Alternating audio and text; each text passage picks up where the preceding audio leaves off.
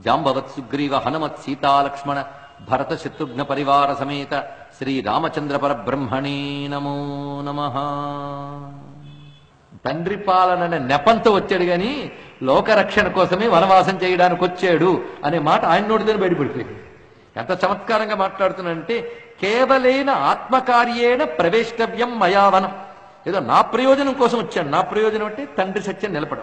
కానీ పితుస్తు నిర్దేశకరగా ప్రవిష్టోహమిదం వనం తస్యమేయం వనే వాసో భవిష్యతి మహాఫలః భవతాం అర్థసిద్ధ్యర్థం ఆగతోహం యదృచ్ఛయా. నేను వచ్చినది ఋషుల రక్షణ కోసం. ఋషుల రక్షణ కోసం అంటే ఋషుల్ని రక్షించడం, వాళ్ళు చెప్పిన ధర్మాన్ని రక్షించడం, తద్వారా లోకంలో అందరినీ రక్షించడం. అది దీని యొక్క అద్భుతమైన మాట. ఈ విధంగా ఋషులకు అభయం ఇచ్చినటువంటి కోదండపానికి నమస్కారం చేద్దాం. ఇది శ్రీరామ రక్ష. శ్రీరామ రక్ష అంటే ఇదండి.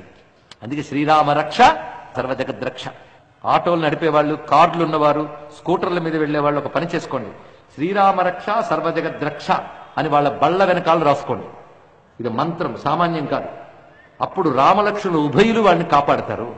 ఆ వాహనాలు నడిపేవాళ్ళు, వాహనాల్లో ఉన్నవాళ్ళు కూడా ఏ ప్రమాదము లేకుండా క్షేమంగా వెళ్ళగలరు. ఇది శాస్త్రం, గుర్తుపెట్టుకోండి.